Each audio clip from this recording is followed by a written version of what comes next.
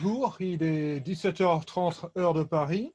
Je précise toujours heure de Paris parce qu'on a peut-être des personnes qui vont se connecter des Antilles, donc c'est quand même utile de le dire.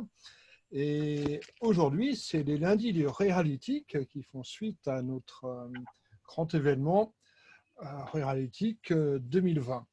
La thématique, c'est le mixte technologie. Et je trouve ça très intéressant parce que ça date pas d'aujourd'hui. Je me souviens, parce que moi je suis, comme beaucoup d'entre nous, assez ancien dans le domaine. Déjà dans les années 80, on avait 96, 90, on avait des grands débats sur les réseaux terrestres versus les réseaux satellites et hertziens. Donc c'est avec beaucoup d'intérêt qu'on va écouter Vincent nous vous présenter le mixte technologie pour les territoires. Vincent, à vous. Merci Nicolas. J'ai préparé une petite présentation que je vais vous passer sur l'écran. Nicolas, cette présentation pourra être communiquée par la suite, je pense. Oui, bien sûr. Oui, absolument. OK. Alors, comment on fait? On fait partager écran. Je prends ma présentation et on est parti. Si les personnes qui ne prennent pas la parole peuvent mettre en sourdine leur micro, ce serait bien. OK.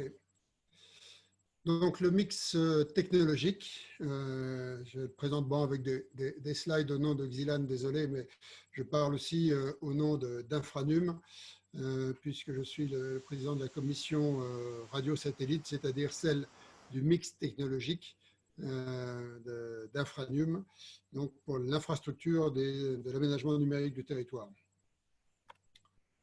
Alors, est-ce que ça marche? Là. Non, ça ne marche pas. Attendez, j'essaie de voir comment ça marche. Voilà. Alors, qu'est-ce que c'est que le mix technologique? C'est toutes les solutions alternatives pour l'aménagement numérique du territoire, alternatives et complémentaires au FTTH ou tout FTTH pour fournir l'accès très haut débit Internet.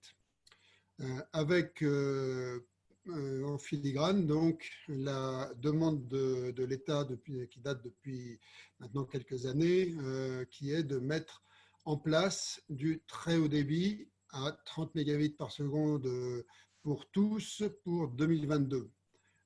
Cette donne n'a pas été changée, n'a pas été modifiée. La date de 2022 est toujours celle qui est dans l'esprit du gouvernement, et celle des politiques en général, et dans les régions et dans les départements également. Donc 30 mégabits par seconde, c'est inférieur bien sûr à ce que peut proposer la fibre optique, mais c'est supérieur à ce que propose n'importe quel accès à DSL. Donc, c'est en fait quelque part s'affranchir de la DSL et passer à l'étape d'après pour avoir du très haut débit. Ce que l'on sait aussi, c'est que ce mix technologique donc, peut être appelé par cette demande de faire 30 mégabits pour tous pour 2022, mais également, on sait que le FTTH a été retardé suite au confinement. Alors, les retards sont inégaux d'un département à un autre. Certains départements m'ont dit « Oh là là, on a plus d'un an de retard avec le confinement ». D'autres ont pu dire « Bah non, nous, on est à peu près sur le même planning qu'avant pour l'instant ». Bon, on ne sait pas, mais enfin, pour le moment, on n'a pas des valeurs complètement établies département par département. La moyenne qu'Infranum évoque, c'est entre 6 et 9 mois de retard en moyenne sur tous les départements en France. Donc, le rendez-vous du très haut débit pour tous pour 2022 est fragilisé par ce retard du déploiement du FTTH dû au confinement. Il faut rajouter un autre point aussi sur le raccordement du FTTH. Ce n'est pas parce que le FTTH est là et présent sur un territoire ou sur une commune donnée que tout le monde peut se connecter. En effet, il y a beaucoup, relativement beaucoup d'échecs à la connexion sur certains territoires où des difficultés apparaissent en dernière minute. On pense qu'on peut raccorder tel hameau, mais il a été oublié pour des raisons de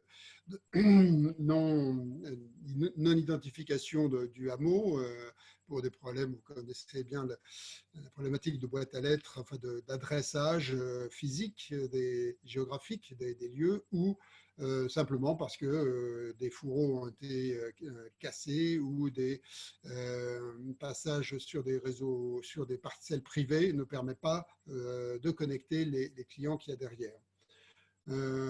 Donc, ces éléments, le très haut débit, le retard et des difficultés de raccordement au FTTH devraient faire penser à tout aménageur de son numérique de son territoire aux technologies alternatives pour véritablement remplir cette case du 30 mégas pour tout le monde. C'est là où nous incitons au sein d'Infranum, mais pas seulement, mais aussi au niveau d'Exilan, d'utiliser le mix technologique pour pouvoir aboutir à cette gageure de fournir du très haut débit en France à toute la société, entreprises et particuliers. Alors, qu'est-ce que c'est que le mix technologique? Le mix technologique, c'est en gros 3 technologies qui sont mises à la disposition des territoires. La première de ces technologies que je connais plus particulièrement, c'est le très haut débit radio, puisque Xilan est un opérateur de très haut débit radio. Ce très haut débit radio a été, c'est la suite de la boucle locale radio qui était faite dans une fréquence ouverte, une fréquence dite libre du Wi-Fi en particulier. Maintenant nécessite une fréquence adaptée et autorisée par l'ARCEP à des niveaux de prix de licence qui sont très faibles pour les territoires. Donc, le très haut débit radio, c'est une technologie spécifique pour l'aménagement numérique du territoire et s'adapte tout à fait au mix, enfin, à la complétude de couverture.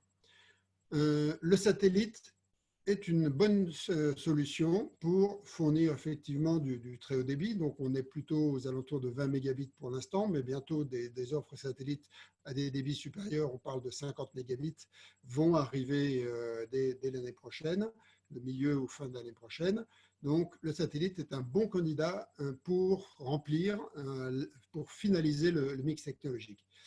Et on nous dit que les opérateurs mobiles, parmi les 3 essentiellement, donc Bouygues, SFR et Orange, ont une solution autour de leur réseau mobile de 4G et une version fixe, alors même Free s'y met dans les zones denses, une version donc où on met un routeur soit à la fenêtre, soit parfois à l'extérieur de l'habitation pour capter le signal 4G et l'utiliser comme si c'était du signal fixe, donc répercuté par du Wi-Fi à l'intérieur de l'habitation ou à l'intérieur de l'entreprise.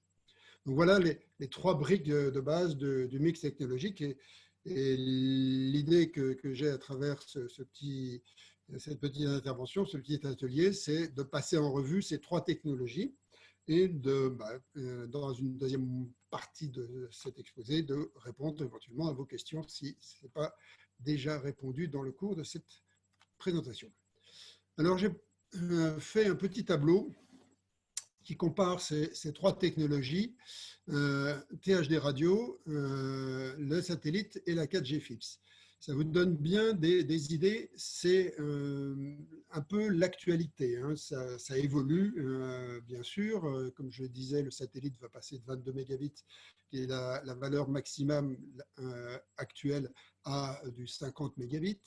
Bientôt, le THD radio est à 30 mégabits dans le sens descendant, 5 mégabits dans le sens remontant et peut proposer déjà dès maintenant des débits supérieurs à 30 mégabits ou supérieurs à 5 pour le remontant.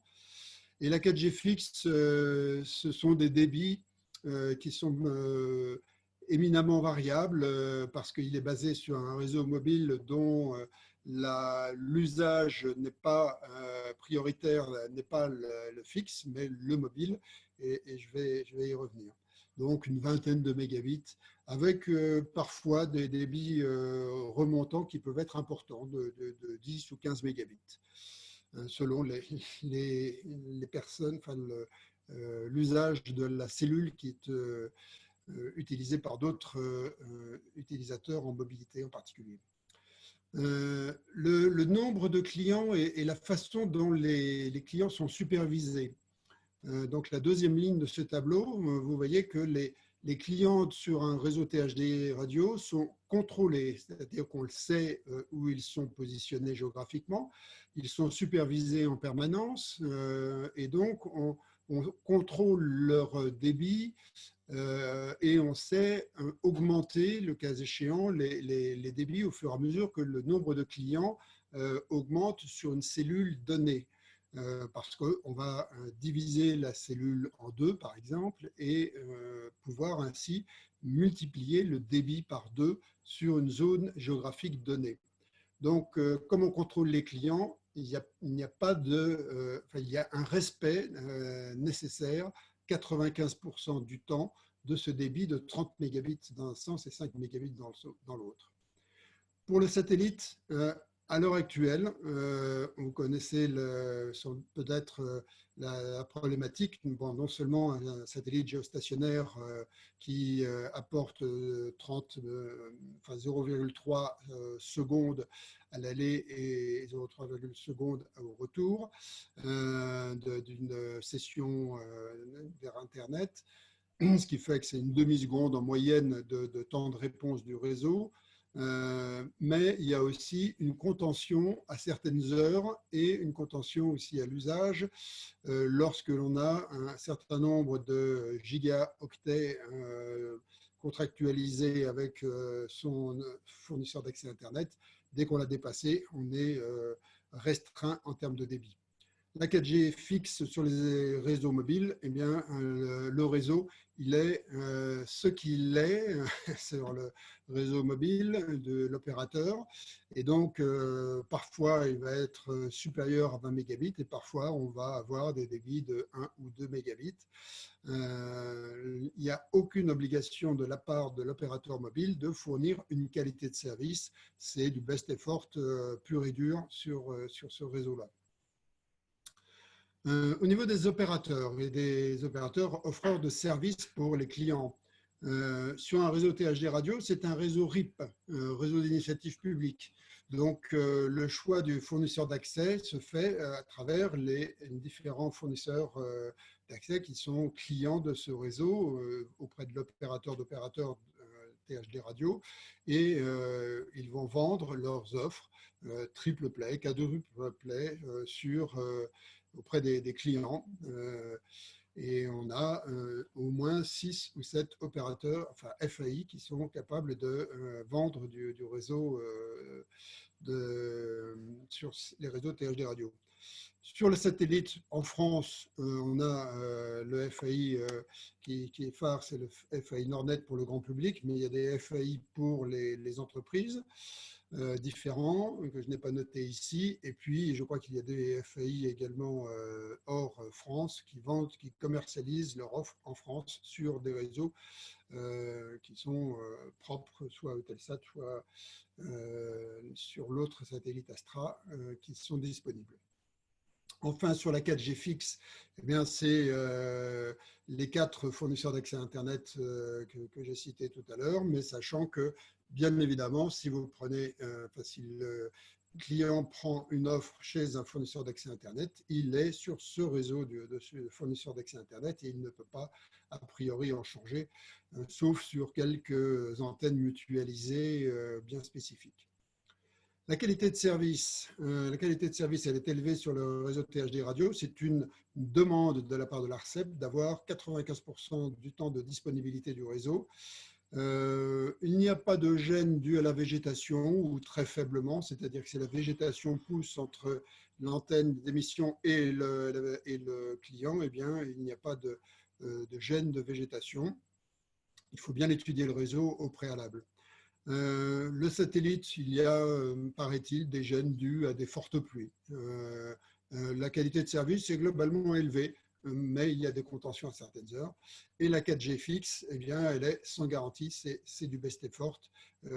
Si vous êtes dans une zone où il y a de la 4G, c'est très bien, mais vous pouvez aussi de temps en temps avoir des antennes qui disparaissent sur le réseau pendant 1, 2, 3 semaines, le temps qu'elles soient réparées. Et là, il n'y a pas de demande, on ne peut pas demander de garantie de rétablissement et on ne peut pas demander des pénalités.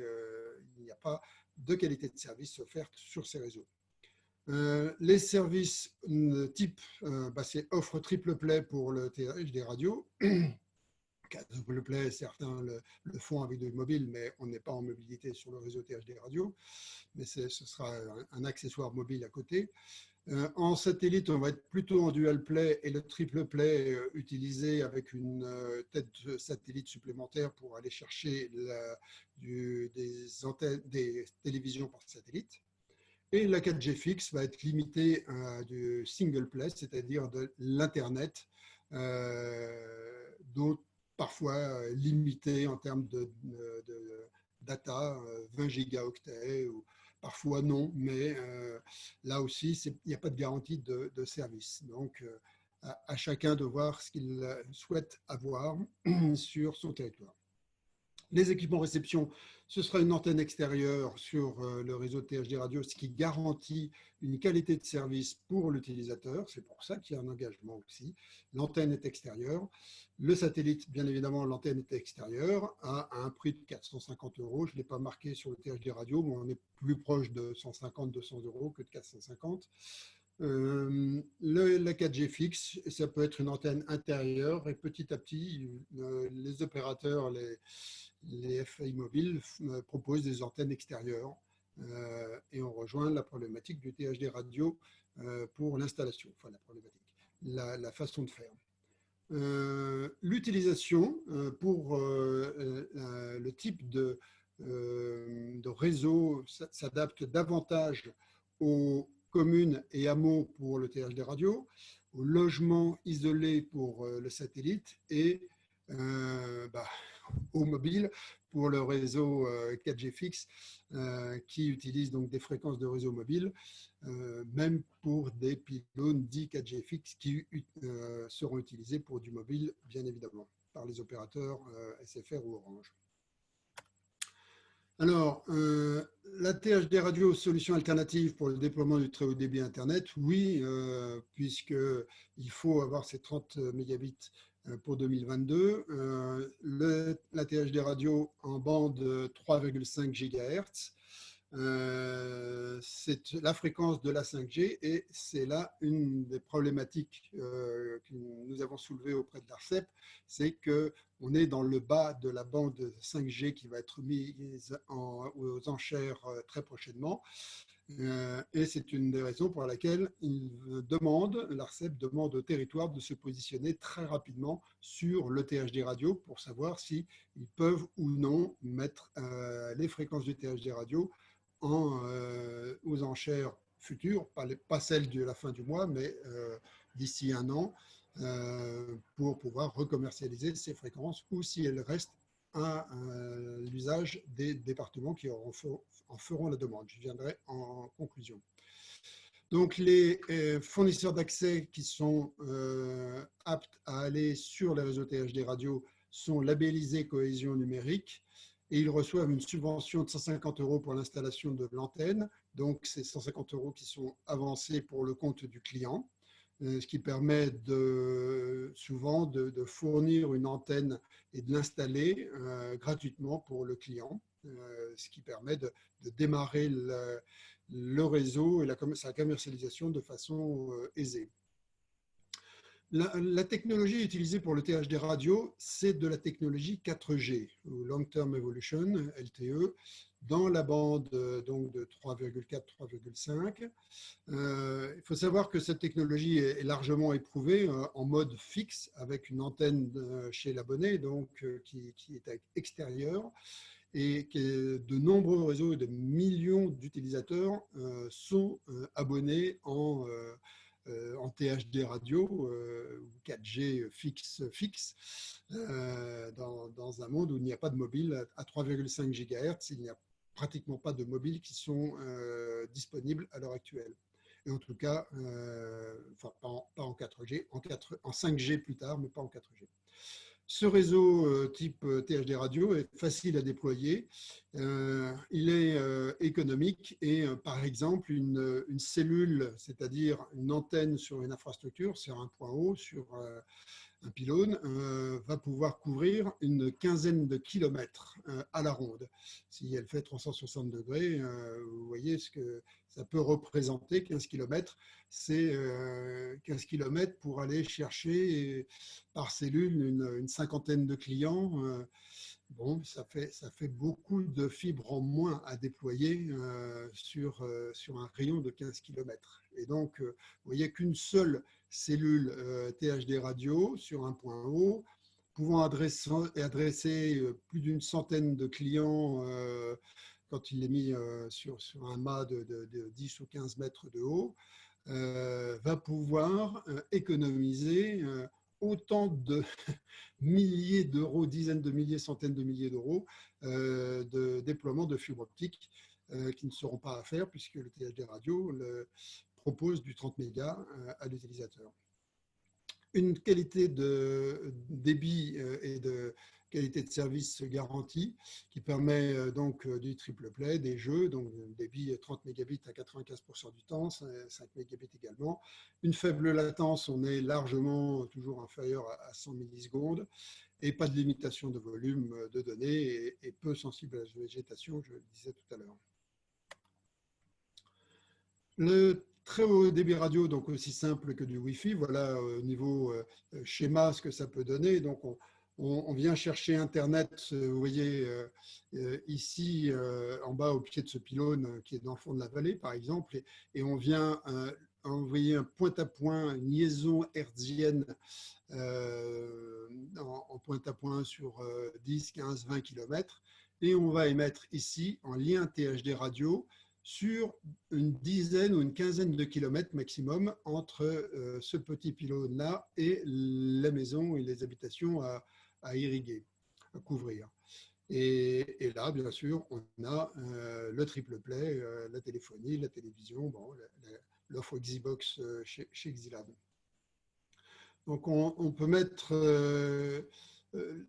un réseau radio se déploie sur un département en quelques mois.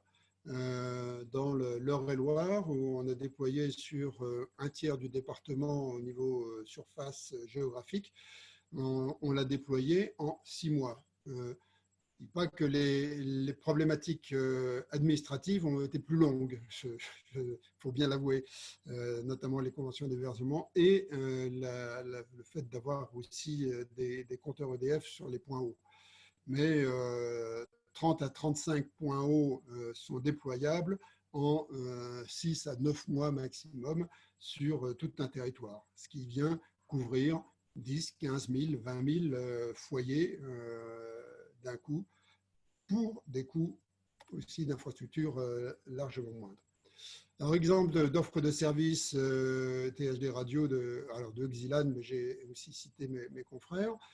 Donc, des offres triple play à 39,90, des single play à 29,90 et bien sûr Xilan, Alsatis, Nomotech, WeAccess et Nornet commercialisent ce type de réseau et les opérateurs de THD radio sont parmi ces quatre-là.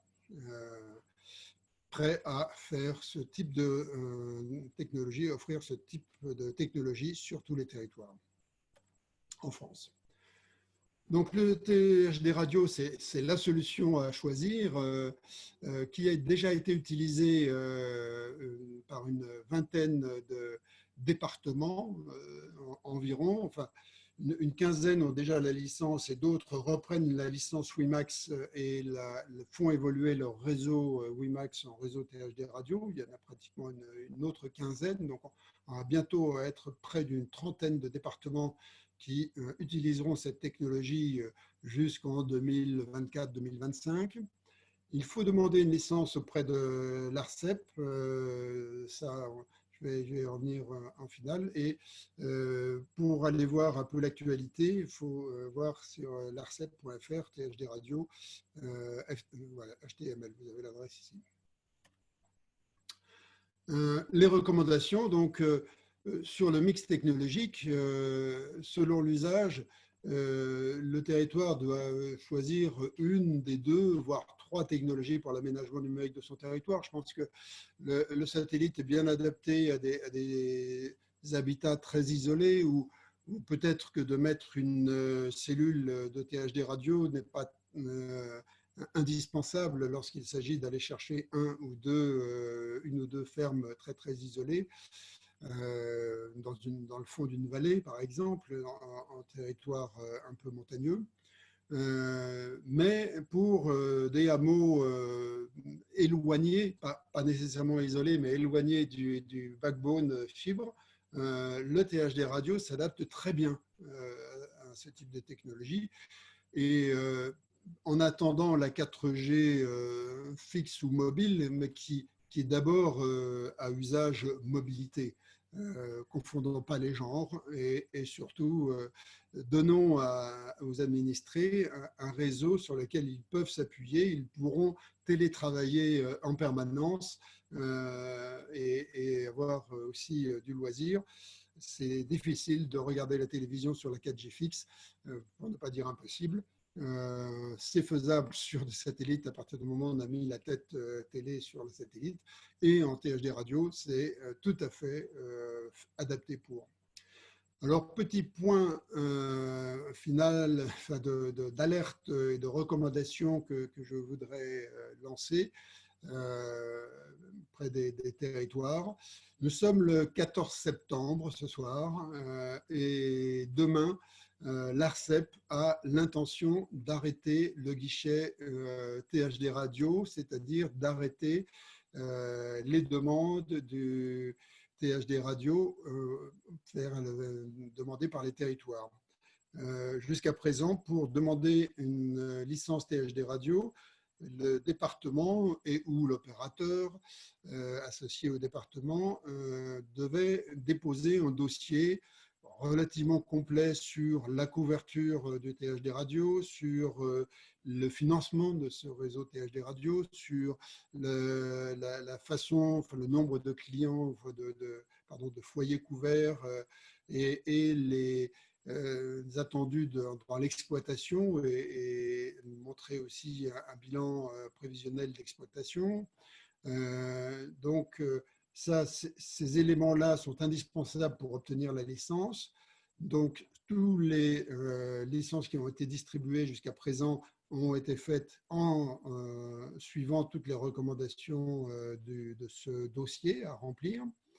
Pour ce qui est du futur, l'ARCEP nous dit j'arrête l'attribution de la fréquence de la licence THD radio, donc de la bande 3410-3460, à tous les territoires qui n'ont pas fait la demande, mais la demande peut être simple, c'est-à-dire un courrier simple du président du département, du président du syndicat mixte numérique, qui pourrait demander, on a un projet de THD radio, c'est une technologie que l'on veut regarder, le projet n'est pas encore complètement affiné chez nous, donnez-nous quelques semaines, quelques mois pour le faire, mais en attendant, ne mettez pas la fréquence de ces 50 MHz dans le pot commun de la 5G et dans le cadre d'une deuxième mise en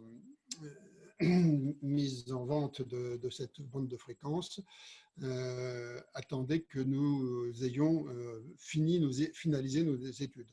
Donc je pense, en théorie, le jour du 15 septembre, c'est demain. Donc si vous réagissez, à mon avis, d'ici la fin du mois, si les autorités politiques locales pensent que le THD radio est une technologie qu'ils vont utiliser, il est encore temps, jusqu'à la fin du mois de septembre, de faire acte d'existentialisme auprès de l'ARCEP pour essayer de préserver cette bande de fréquences pour mettre en place un réseau de ce type. Voilà, je crois que j'ai terminé. Oui, c'est ma dernière slide. Donc, j'avais une demi-heure pour vous présenter le mix technologique. J'espère l'avoir fait un peu en complétude et en vous donnant ce dernier message de réserver votre bande de fréquence. Il n'est peut-être pas trop tard. Merci beaucoup, Vincent. Passionnant. Je suis convaincu que cette technologie a toute sa place. Je suis juste un petit peu inquiet par les délais et du retard que ça prend. Je vais revenir aux questions dans un instant. Et j'avais déjà une question. Vous parlez du département. Est-ce qu'un maire ou une communauté d'agglomération peut faire la démarche ou est-ce qu'il faut que ce soit absolument au niveau départemental? L'ARCEP nous demande et octroie des licences départementales, voire régionales, mais au niveau d'une collectivité territoriale inférieure au maillon départemental, il n'y aura pas d'accord. Il faut que ce maillon en dessous de collectivité, communauté de communes par exemple, fasse la demande à travers son département. Merci. Bien, avez-vous des questions à poser à Vincent?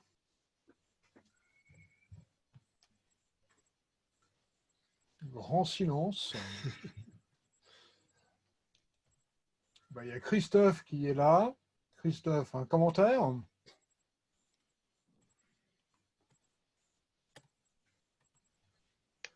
Bonjour Nicolas, bonjour Vincent, bonjour à toutes et à tous. Mais non, la présentation a été exhaustive et a traité des trois technologies. Je remercie Vincent pour cette vision globale des technologies alternatives qui doivent servir tout de suite ceux qui ont besoin d'un meilleur débit et qui ne seront pas forcément concernés, on le sait, par la fibre dans les mois ou années à venir. Il n'est pas trop tard, il faut bouger très vite pour les départements. Absolument. Est-ce qu'on a une idée pourquoi ça a pris tant de retard, les demandes? Parce que les départements ne connaissaient pas l'existence de la technologie. Comment vous expliquez ce retard à l'allumage? Les départements nous répondent souvent qu'ils ont mis tous leurs œufs dans le même panier. Donc, ils ont fait un investissement pour une cause donnée qui est l'aménagement numérique du territoire. Et donc, ils ne souhaitent pas faire deux investissements. C'est aussi une donne dans le monde du public. Enfin, faire deux investissements sur une même cause, en quelque sorte, sur un même territoire et pour la même chose, même s'il y a un décalage dans le temps, c'est pas chose très naturelle dans le financement de telles opérations. Néanmoins, les départements ne sont pas les seuls acteurs. Les opérateurs qui mettent en place des solutions FTTH peuvent aussi faire appel à des technologies alternatives. Et notamment, Dylan travaille avec Orange dans le Var, enfin avec sa filiale Var THD. Et Var THD, qui est en charge du RIP du département du Var, fait appel à deux technologies alternatives, donc au THD radio pour une trentaine, quarantaine de communes. Et là, c'est Xilan qui met en place le réseau et l'opère en tant qu'opérateur d'opérateur. Et fait appel également aux satellites pour compléter des zones où vraiment le signal a du mal à pénétrer parce qu'on est le Var, dans la partie nord, est assez escarpé. Et donc, ces deux technologies sont prises en compte par l'opérateur en charge du FTTH. Et ceci pour donner un peu de mou, si je puis dire, à l'agenda et au planning de cet opérateur VAR THD, qui bien sûr met les bouchées doubles sur le FTTH, mais a été victime bien sûr du confinement, mais ne pourra finir les opérations de FTTH que vers 2024. Donc, en attendant, il faut fournir du très haut débit pour avant 2022, donc du 30 mégabits à tous. Et là, l'opérateur VAR THD a pris la solution Xilan avec la solution satellite en complément. Et ce qui a ravi aussi le département en se disant bon, on va avoir une solution globale avec ce triptyque de technologies. Vincent, est-ce que vous pouvez arrêter votre partage d'écran, comme ça on aura votre, bien sûr. Visage en grand à l'écran, là vous êtes en tout petit. Voilà. Très bien. Bien. Quelqu'un d'autre a-t-il un commentaire à faire? J'ai juste une petite remarque à faire concernant le tableau qui était au début et qui présentait les différentes technologies. Juste deux petites choses concernant le satellite. D'une part, les débits aujourd'hui vont jusqu'à 30 voire 50 mégas donc en réception, d'une part. Et d'autre part, il y a également donc les fournisseurs d'accès que sont Big Blue et Numérisat qui proposent des solutions satellites. Nordnet n'est pas le seul à le proposer. C'est très, très bonne précision. Désolé, je ne suis pas un grand spécialiste du satellite, vous l'aurez compris. Mais merci de compléter mon propos. Tout à fait. Vous avez raison. J'ai une question sur le RTTH. Je voudrais savoir au niveau de la maintenance, s'il y a des coûts à prévoir. De quel ordre? Oui, les réseaux de RTTH, Radio to the Home, ou THD Radio, ont deux types d'approches. Soit une approche globale de prestation de services, donc fourniture du réseau, exploitation incluse, et avec un chiffre d'affaires derrière. Donc, c'est une espèce de DSP concessive où la partie de l'opérateur est très faible, enfin, la partie financière de l'opérateur et le risque financier de l'opérateur est très faible. Je vais y revenir, je vais vous expliquer pourquoi. Et donc, dans ce cadre-là, en fonction des revenus qui auront été obtenus dans le cadre de cette exploitation, ces revenus sont affectés à l'exploitation elle-même des réseaux. Et selon les cas, s'il y a des grands problèmes, après, il faut assurer le réseau, il faut avoir un certain nombre de garanties d'exploitation. Mais si les revenus ne sont pas suffisants pour financer l'exploitation, des mécanismes existent pour compenser, que l'opérateur soit compensé dans ses revenus pour justement simplement compenser les pertes d'exploitation, pour que la délégation ne soit pas négative. Je crois que c'est une demande dans le cadre des marchés publics. Ce qui m'amène donc à compléter la réponse sur la partie financière en tant que telle. Nous sommes, nous, opérateurs THD Radio, approchés par des financiers qui sont prêts à financer des réseaux THD Radio au même titre qu'ils ont financé et qu'ils continuent à financer des réseaux FTTH. Seulement, maintenant, le guichet se fermant, les financiers disparaissent et ont un peu disparu du paysage, de notre paysage d'opérateurs THD radio. Mais également, ils avaient un prérequis de durée d'exploitation. Les réseaux FTTH sont financés par des consortiums financiers assez importants. enfin qui mettent des sommes en tout cas très conséquentes, parce qu'ils sont persuadés que ces réseaux FTTH vont durer plus de 20, 30 ou 40 ans, et donc font de l'investissement sur des très longs termes.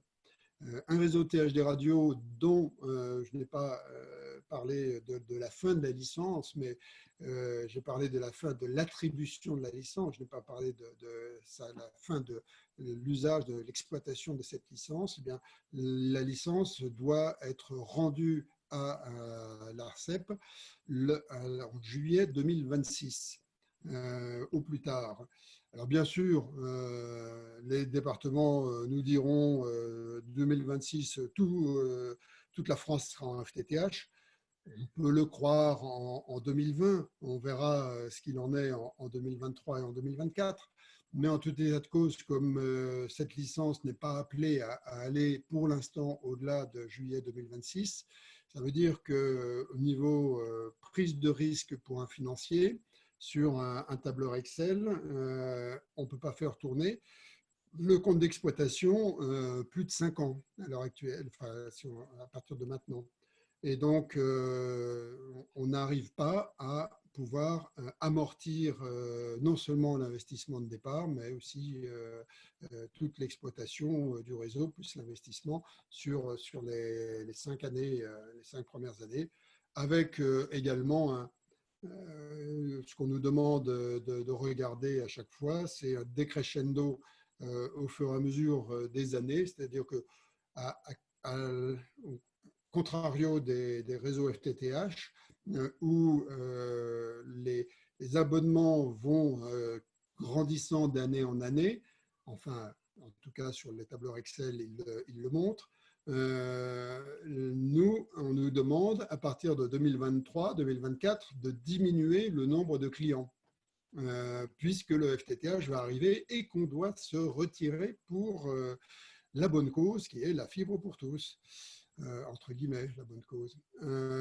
Donc, c'est un peu dommage, mais ça écorne largement les business plans autonomes. Et donc, on demande dans ces cas-là d'être aidé au niveau de l'exploitation de ces réseaux, parce qu'on ne pourra pas faire face et au coût d'investissement, ça c'est sûr, et au coût d'exploitation avec de telles hypothèses.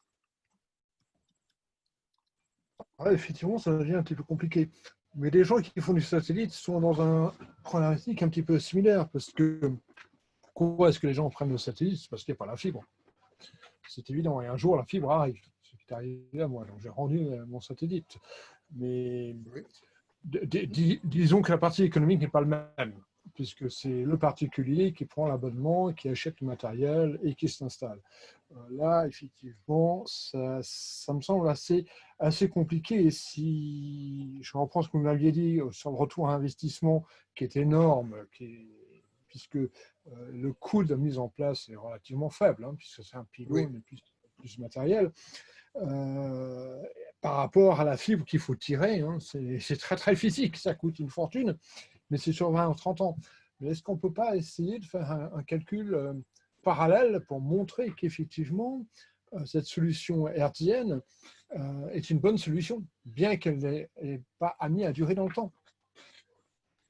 Oui, les subventions, enfin, un coût d'un réseau THD radio sur la moitié ou un tiers d'un département est de allez, entre 10 et 50 fois inférieur, enfin 10 fois inférieur, c'est sûr, mais ça peut aller jusqu'à 50 fois inférieur au même réseau qui couvrirait les mêmes habitations en fibre optique. Donc, on est vraiment dans des investissements qui peuvent être considérés comme peanuts en regard des investissements de la fibre optique.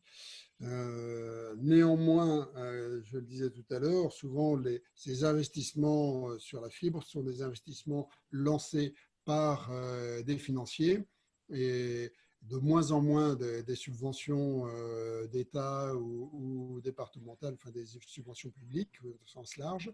Et de fait, ces coûts-là doivent être amortis. Et donc, la différence, le différentiel de 1 à 10 ou de 1 à 50 sont moins bien ressentis par les financiers, même si c'est un cinquantième du coût de la fibre. Quand est-ce que je vais retrouver mon investissement? Là, on dit c'est peut-être plus de la subvention qu'il faut proposer que de l'investissement. Et on retourne au problème que j'exposais tout à l'heure. Mais c'est vrai que les coûts n'ont rien à voir avec les réseaux de fibre optique. Par ailleurs, on peut juste quand même mentionner aussi l'avenir de ces réseaux, parce que dire que ça s'arrête quand la licence s'arrête, c'est possible, mais le département aura tout le loisir de renégocier avec l'ARCEP, et les ouvertures sont déjà prévues en 2023-2024 pour ces réseaux, avec alors moi je dirais deux ouvertures possibles. Une première ouverture qui est la poursuite de l'exploitation si par hasard le réseau fibre optique qui doit couvrir sous la couverture THD radio arrivait, ou n'arrivait pas, pardon. Donc dans ce cas-là, on va continuer l'exploitation du réseau THD radio au-delà de 2024, 2025, 2026. Et donc on va continuer à avoir la licence. Ça, c'est le premier cas de figure. Deuxième cas de figure, le réseau fibre optique arrive.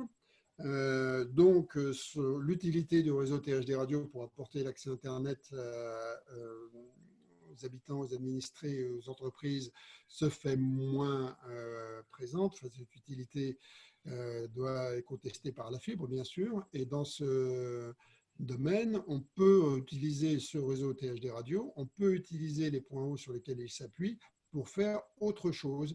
Et pour faire quoi? De l'IoT, de l'Internet des objets, de la Smart City, de Smart Grid, de territoires intelligents.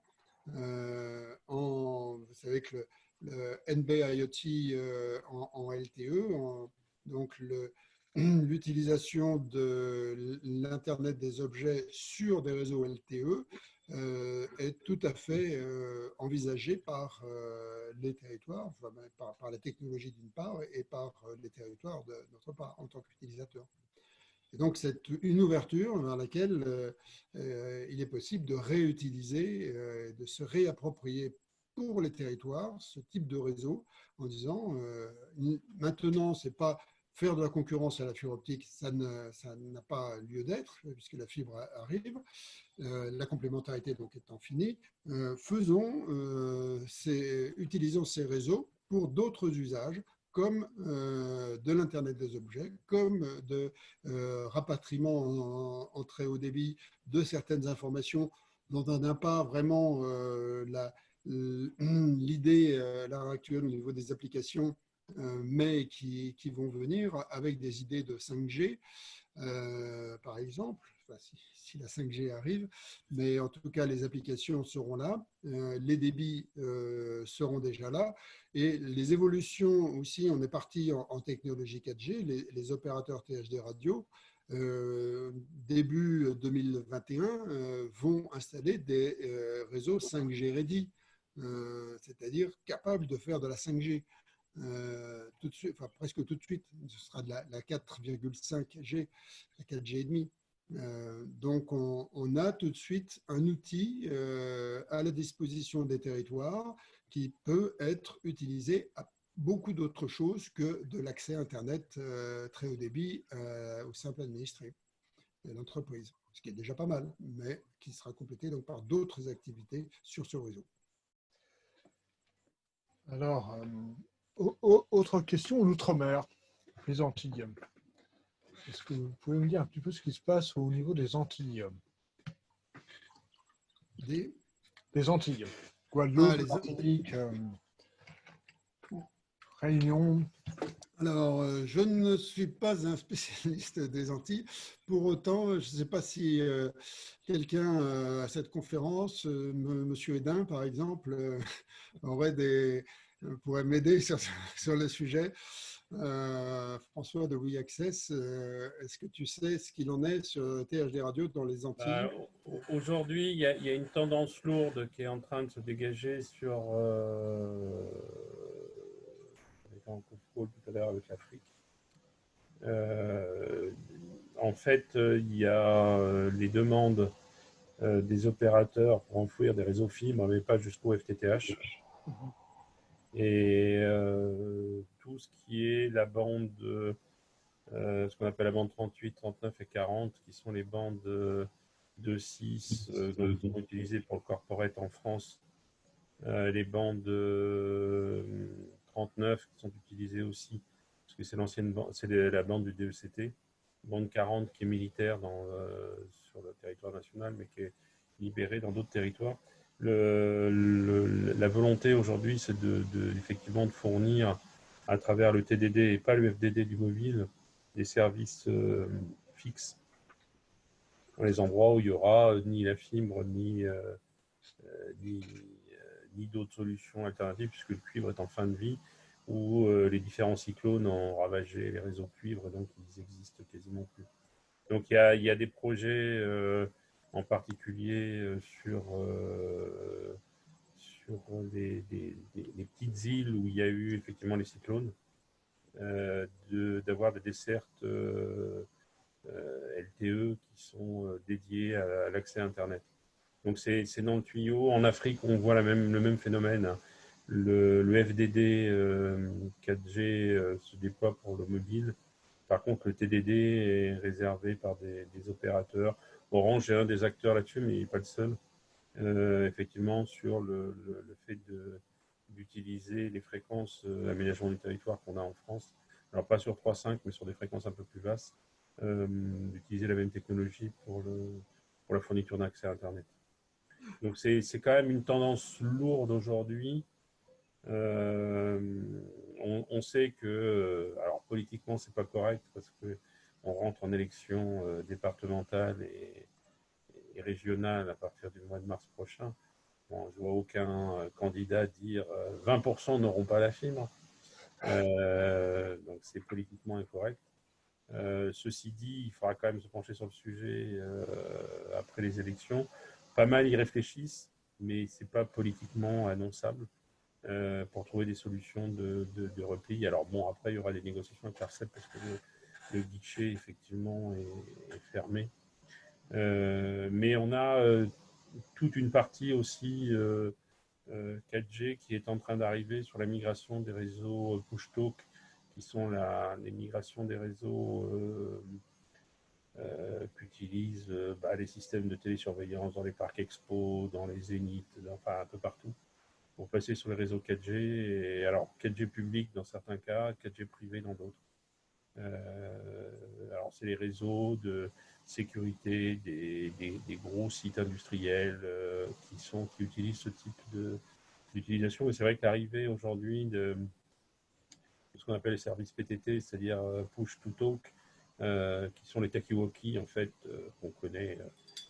Tous les organisateurs de manifestations connaissent ce type d'équipement parce que c'est le b.a.-ba de gestion, arrive maintenant sur le réseau 4G. Donc la 4G, elle continue sa vie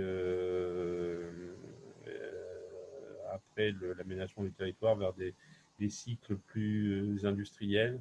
Alors, ils ne sont pas publiquement étalés sur la table, mais bon, des gens comme Aéroport de Paris, Air France, déploient la même technologie que celle de l'aménagement du territoire, mais pour l'aéroport. EDF le déploie pour la santé. Mais à des fréquences différentes, à des fréquences qui leur sont propres et qui ont été des fréquences qui leur octroyées sont par propres, c'est la même techno. Donc ça veut dire que des gens comme nous, on est amenés à répondre à ces besoins-là aussi. Alors après, est-ce qu'il y aura des coordinations entre les réseaux publics et ces réseaux qui sont plutôt privés? La question est ouverte aujourd'hui sur les demandes privées associées au réseau public. Il y a des projets dans pas mal de départements sur le problème de l'IoT. Alors c'est vrai que la 4G, à partir du moment où on gère l'IoT, ça commence à titiller pas mal de choses sur la gestion des routes, sur la gestion d'un certain nombre de choses. Donc c'est en train de bouger d'une manière assez... c'est un peu underground pour l'instant. Typiquement, l'armée vient de boucler un appel d'offres pour la surveillance de ces sites militaires, donc qui inclut la 4G. alors soit sur leur propre bande, parce que la bande 40 leur appartient aujourd'hui en France, mais elles comptent plutôt demander de la bande 38 aujourd'hui à l'ARCEP. Donc il y a un tas de choses qui se passent. Donc, ce qui veut dire que la techno vit sa vie avec des soubresauts. Il y a le problème qui va arriver sur la plus grosse zone blanche quand la 5G va se déployer, ça va être l'indoor, parce que la fréquence qu'on utilise aujourd'hui pour l'aménagement du territoire, c'est une fréquence un peu supérieure à 3490 à 3800, donc il va être mise aux enchères, mais c'est une fréquence qui ne pénètre pas ou quasiment pas dans les bâtiments. Donc de toute façon, la 5G sera une 5G de trottoir, et pas une 5G d'usage des mobiles. Si elle arrive, si elle arrive. C'est encore autre chose. C'est une réalité aujourd'hui, ouais. Donc ça veut dire que c'est pas si simple que ça à gérer. Après, il y a la cohabitation, puisque les opérateurs mobiles vont aussi faire sur la bande 700 mégas et sans doute 1800 de la 5G. Donc ça veut dire le partage de bandes entre 2G, 3G, 4G et 5G. Ça veut dire qu'il n'y va plus rester grand-chose réellement. J'ai été obligé de vous interrompre. De débit. Ce qui est clair, on est dans un vrai mix technologique. Ah oui, c'est la radio, de toute façon, ne va pas disparaître. Alors, il y a un deuxième phénomène qu'il faut intégrer par rapport à la fibre. Celui-là, il est de taille, c'est que les offres 5G qui sont apparues, en particulier en Grande-Bretagne, sont des 5G data illimitées. Donc, ça veut dire qu'on est dans un changement de paradigme. Ça veut dire qu'on se retrouve avec de la 5G en zone rurale, et les premières applications de la 5G ne sont pas le virtuel ou tout ce qu'on peut entendre, c'est le fixe. Donc ça veut dire que la 5G, elle va rentrer en confrontation rapide aujourd'hui avec l'extinction du cuivre. Alors le problème, c'est les enjeux stratégiques. Est-ce que Orange va privilégier l'arrêt du cuivre et la couverture 5G des zones rurales, parce que pour lui, c'est d'éviter de maintenir un réseau qui est en fin de vie. La question, elle est posée aujourd'hui. C'est pas si simple que ça. Pour terminer, François, l'Angleterre déploie de la 5G aujourd'hui, aménagement du territoire. Oui, et je dirais pour conclure, merci François, pour conclure sur la complétude des réseaux FTTH par le mix technologique, c'est aussi voir quel sera l'usage du FTTH, parce que comme je disais tout à l'heure, sur les tableurs des financiers, le réseau FTTH va être utilisé à 80% d'ici 5 ans, etc. Il est possible qu'il y ait un feu de paille sur l'usage du FTTH parce que la 4G va être généralisée, parce que la 5G va être généralisée et qu'on va faire appel de moins en moins à un accès même fibre chez soi. Mais bon, on verra. Et les petits réseaux de THD radio vont peut-être redemander d'être repoussés dans certains territoires pour pouvoir, et le satellite, pour pouvoir accéder à des zones où la 5G et la 4G ne viendraient pas complètement. Merci. J'aimerais rapidement demander à d'autres personnes s'ils ont envie d'apporter un commentaire. Personne qu'on n'a pas entendu. Je voudrais dire deux petits mots ou personne n'a envie de prendre la parole. J'ai l'impression qu'on a répondu à toutes les questions que les personnes pouvaient avoir. Bien, écoutez, je voudrais vous remercier. Oui. Non, je disais merci à tout le monde de votre attention en tout cas. Merci à tous. Moi, ce que j'en retire, c'est qu'on a vraiment besoin d'un mix, ce mix de technologie, et ça continue et ça va continuer dans l'avenir. Et il n'y a pas de solution miracle, il y a des combinaisons. Il y a des combinaisons de là où on se trouve. Il y a une chose qu'il faut intégrer, c'est que les usages vont guider les infrastructures. Alors aujourd'hui, les gamins, ils n'utilisent plus de fixe. Ah oui. Donc aujourd'hui, c'est un vrai problème. Bon, quand Orange dit la 5G, ce n'est pas le problème du virtuel ou autre, c'est d'avoir du spectre pour acheminer, c'est la vraie question. Aujourd'hui, c'est les usages vont guider les infrastructures. Et les usages, on ne les dirige pas. On ne les décrète pas et on les dirige pas. Donc, il faut les suivre et essayer de les abonder. Mais les personnes de moins de 25 ans aujourd'hui n'ont plus d'accès fixe. Oui, avec le smartphone, ils regardent la télé en HD sur un smartphone. Absolument. Je crois qu'on court après, en fait. Absolument. La technologie, on est toujours en train de Et courir. tout le monde est connecté en radio chez soi ou même dans les entreprises. Donc la radio devrait poursuivre son évolution quand même. Merci Vincent de votre intervention, c'était clair. Merci Nicolas. J'ai beaucoup apprécié. Je pense que tout le monde a retiré des éléments tout à fait constructifs et positifs. Et puis, je vous dis à la semaine prochaine pour la prochaine session des lundis ruralytiques. Bonne soirée à tous. Merci Sébastien, merci Nicolas. Au revoir.